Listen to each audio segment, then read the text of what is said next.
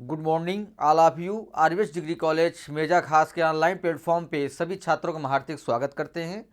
छात्रों, आज जो है बीएससी एजी थर्ड सेमेस्टर के अंतर्गत जो सब्जेक्ट लेकर आए हुए हैं छात्रों जो है वह है environmental studies and disaster management के अंतर्गत जो टॉपिक आपका है जो है वह है इन्वायरमेंटल पोल्यूशन, जिसका टॉपिक है जो है एयर पोल्यूशन। जो है मतलब कहने का अर्थ ये हुआ कि जो हमारा पोल्यूशन प्रदूषण हो रहा है उसमें जो है वायु प्रदूषण क्या है, आज हम लोग इस टॉपिक के अंतर्गत जो है अध्ययन करने चलेंगे छात्रों। जो है कि वायु प्रदूषण के द्वारा जो है हमें किस तरीके से हमारे स्वास्थ्य और हमारे जो है जीवन को प्रभावित कर रहा है, आज हम लोग उसके विषय में अध्ययन करने चल रहे हैं छात्रों। जो है क्योंकि वायु प्रदूषण के द्वारा जो है हमारा भौतिक रासायनिक कई ऐसी अवस्थाएं होती हैं जिसे जो है वायु प्रदूषण के द्वारा बहुत ही ज़्यादा जो है नुकसान हमारे स्वास्थ्य के लिए और पशुओं के लिए बहुत ही हानिकारक सिद्ध हुआ है। ठीक है, तो आइए स्क्रीन पर चलते हैं। वायु प्रदूषण जो है, वायु प्रदूषण का मतलब यह हुआ कि हवा में होने वाले किसी भी भौतिक, रासायनिक या जैविक परिवर्तन से वायु प्रदूषण का तात्पर्य है छात्रों। जो है मतलब कहने का अर्थ ये है कि वायु प्रदूषण जो है वो हमारे भौतिक, रासायनिक और जैविक अवस्थाओं को बहुत ही बुरे तरीके से प्रभावित करता है, जिसके द्वारा जो है मानव जो है काफ़ी प्रभावित होते हैं, उनका स्वास्थ्य बिगड़ता है और कई जो है गंभीर बीमारियां जो है उन्हें ग्रसित कर देती है, जिससे उनके जीवन जो है धीरे धीरे चलकर नष्ट हो जाते हैं। और ऐसे ही कुछ हमारे पशु पक्षी हैं, जो हमारे पशु हैं, जो इन परिस्थितियों, इन अवस्थाओं में आने पर जो है उन्हें जो है कई जो है कठिनाइयों का सामना करना पड़ता है, जो कि आप भी अच्छे तरीके से समझ रहे हैं छात्रों। जो है कि आज की जो समय है यहाँ पे अगर देखा जाए तो पशुओं के अंदर जो है प्रजनन शक्ति जो है खत्म होती जा रही है और कुछ ऐसी प्रजातियां हैं जो धीरे धीरे विलुप्त होती जा रही हैं आपके वायु प्रदूषण के कारण। जो है फिर उसके बाद यह हानिकारक गैसों, धूल और धुएं द्वारा हवा का प्रदूषण है, जो पौधों, जानवरों और मनुष्यों को बुरी तरह से जो है प्रभावित करता है। फिर उसके बाद वायुमंडल में कुछ निश्चित प्रतिशत जो है गैसें मौजूद होती हैं, जो इन गैसों की संरचना में वृद्धि या कमी जीवन के लिए जो है हानिकारक सिद्ध होती हैं छात्रों। जो है क्योंकि आपके वायुमंडल में कुछ ऐसी भी गैसें पाई जाती हैं जो हमें लाभ भी पहुंचाती हैं, और फिर उसके बाद कुछ ऐसी भी गैसें पाई जाती हैं जिसे श्वास द्वारा जो है हम अपने शरीर के अंदर जो है श्वसन प्रक्रिया में लेते हैं। तो कुछ गैसें ऐसी होती हैं जो हमारे स्वास्थ्य के लिए बहुत ही हानिकारक सिद्ध होती हैं। फिर उसके बाद गैसीय संरचना में इस असंतुलन के कारण पृथ्वी के तापमान में वृद्धि हुई, जिसे हम ग्लोबल वार्मिंग के रूप में जाना जाता है। अगर हमारे वायुमंडल में जो है अगर असंतुलन फैलता है छात्रों जो है वायु प्रदूषण के द्वारा जो है, तो हमारा तापमान में वृद्धि होगी, जो हमारे ग्लोबल वार्मिंग को बहुत ही बुरे तरीके से प्रभावित करेगी। फिर उसके बाद आता है वायु प्रदूषण के प्रकार। जो है ठीक है, वायु प्रदूषण दो प्रकार के होते हैं।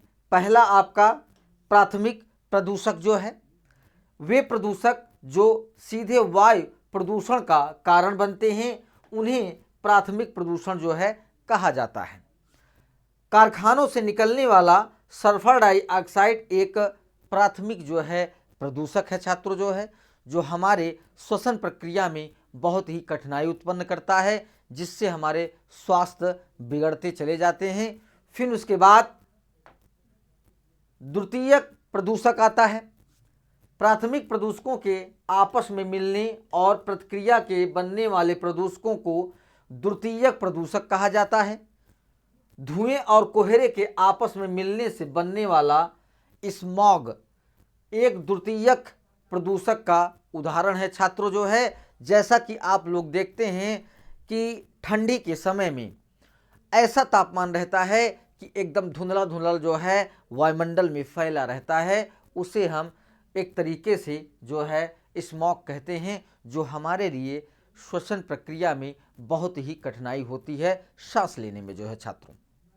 फिर उसके बाद आता है कि वायु प्रदूषण के कारण जो है उसे हम बतला रहे हैं आपको कि वायु प्रदूषण के महत्वपूर्ण कारक जो है निम्नलिखित हैं।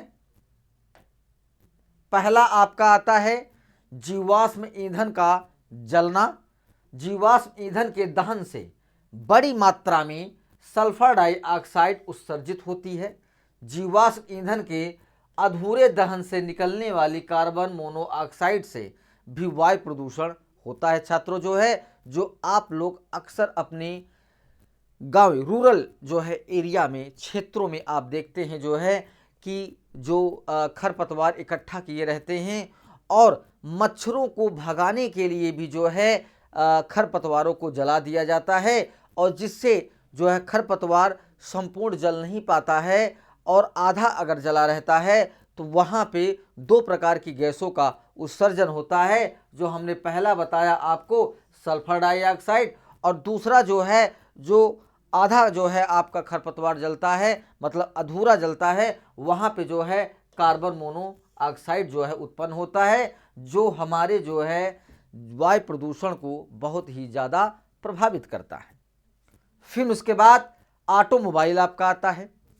जीप, ट्रक, कार, बस आदि जैसे वाहनों से निकलने वाली गैसें पर्यावरण को प्रदूषित करती रहती हैं, क्योंकि इसके दुर्गंध से जो है आपको सांस लेने में बहुत ही दिक्कत होगी, जिससे आपका स्वास्थ्य बिगड़ जाता है। फिर उसके बाद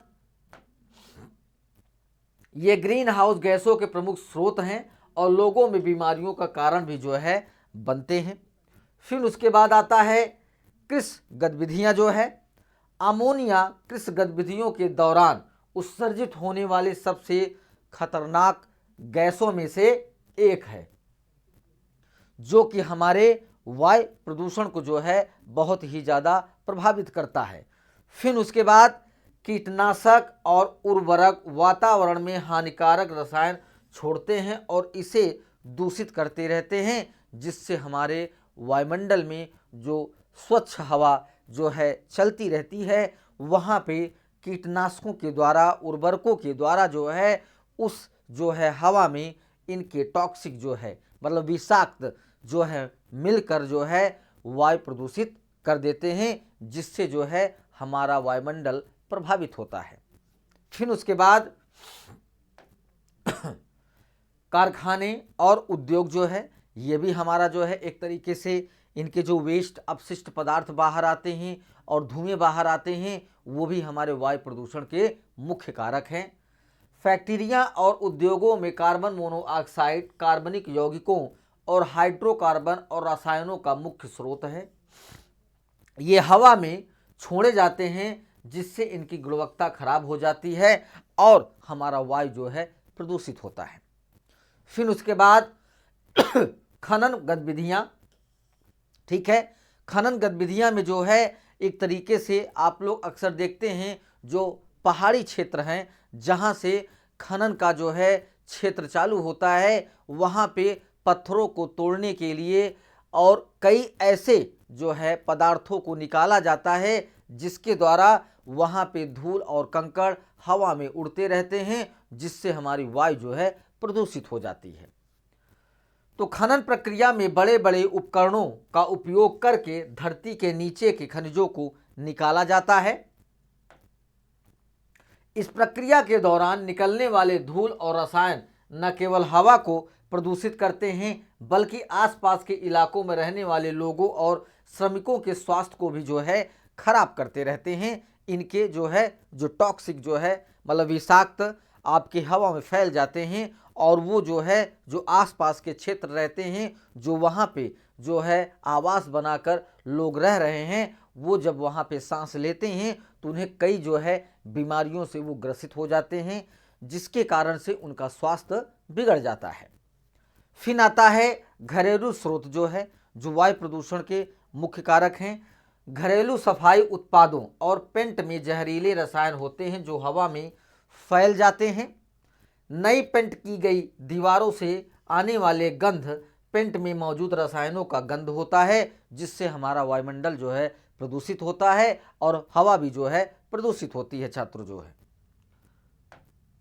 फिर उसके बाद यह न केवल हवा को दूषित करता है बल्कि सांस लेने में जो है अक्सर जो है आपको कठिनाइयाँ होती हैं जो है, क्योंकि जब यह दुर्गंध जो है आपके वायु को प्रदूषित करेगी जो है, तो वो जो है जब आप उसके संपर्क में आएंगे जो है तो वहाँ आपको जो है सांस लेने में बड़ी जो है कठिनाई होगी जो है। ठीक है, फिर उसके बाद आता है कि वायु प्रदूषण के जो है प्रभाव क्या हैं, इफेक्ट क्या हैं। पर्यावरण पर वायु प्रदूषण के खतरनाक प्रभावों को शामिल हैं। पहला आपका आता है रोग जो है। वायु प्रदूषण के कारण मनुष्यों में कई श्वसन संबंधी विकार और हृदय संबंधी बीमारियां पैदा हो जाती हैं।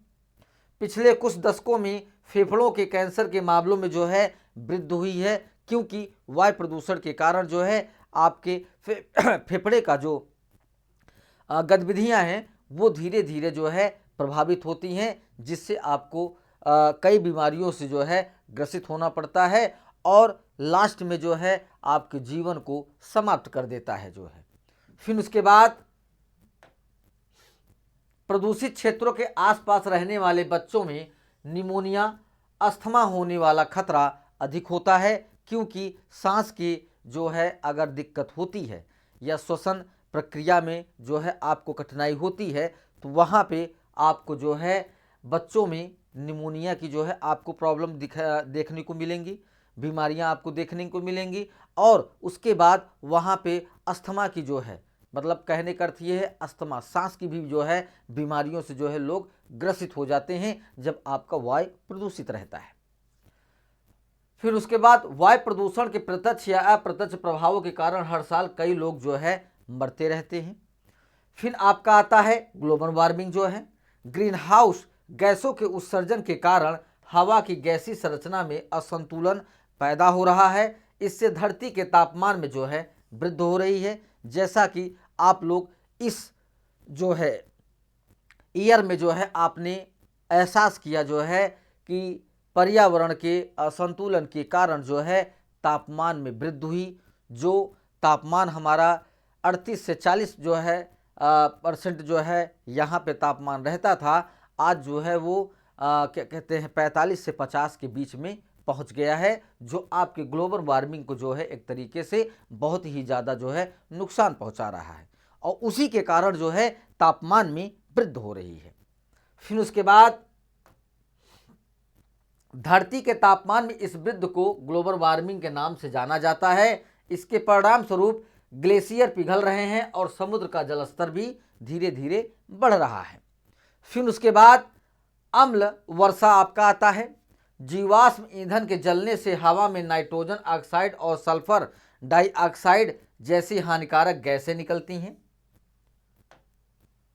पानी के बूंदों इन प्रदूषकों के साथ मिलकर अम्लीय हो जाती हैं और अम्लीय वर्षा के रूप में गिरती हैं, जो मानव, पशु और पौधों के जीवन को नुकसान पहुंचाती रहती हैं, जिससे जो है वायुमंडल का जो हवा की या वायु का जो गतिविधियां हैं उसका असंतुलन बिगड़ने के कारण जो है ये जो है अम्ल वर्षा का रूप जो है एक तरीके से जो अम्ल वर्षा का रूप है छात्रों जो है वहीं से उत्सर्जित होता है। फिर ये बूंदों के रूप में जो है हमारे धरती पर गिरता है, जिससे हमारा पौधा भी प्रभावित होता है, जानवर भी प्रभावित होते हैं और मानव भी प्रभावित होते हैं।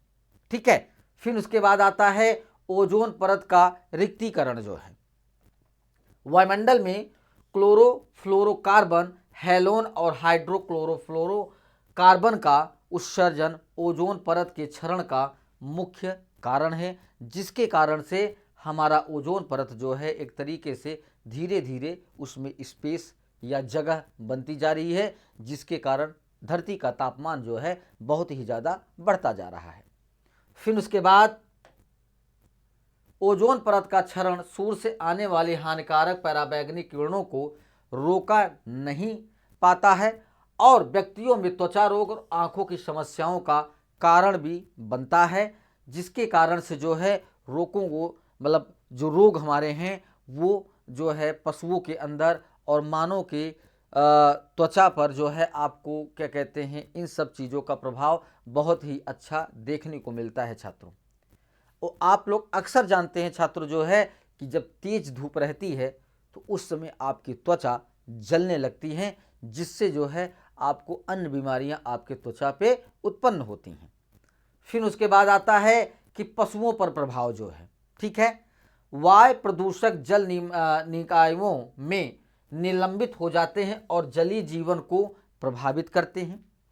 प्रदूषण जानवरों को उनके निवास स्थान को छोड़ने और एक नए स्थान पर जाने के लिए मजबूर करता है। इससे वे भटक जाते हैं और बड़ी संख्या में जानवरों की प्रजातियां जो है विलुप्त होती चली जा रही हैं। फिर आपका आता है वायु प्रदूषण के नियंत्रण जो है, हमें इसको कैसे नियंत्रण किया जाए कि जिससे हमारे वायुमंडल का पर्यावरण का संतुलन जो है बना रहे। वायु प्रदूषण को नियंत्रित करने के लिए निम्नलिखित उपाय जो है अपनाने चाहिए। वाहनों का उपयोग करने से आप बचिए, जिससे वहाँ के जो धुएं बाहर निकलेंगे जो है तो आपको जो है काफ़ी जो है नुकसान उठाना पड़ेगा। तो इस वजह से आपको वाहनों का उपयोग जो है कम करिए, जिससे आपकी जो है वायु प्रदूषण में नियंत्रण होगा। फिर लोगों को छोटी दूरी के लिए वाहनों का इस्तेमाल करने से बचना चाहिए, जिससे आपका वायु प्रदूषण जो है नियंत्रित होगा। फिर उसके बाद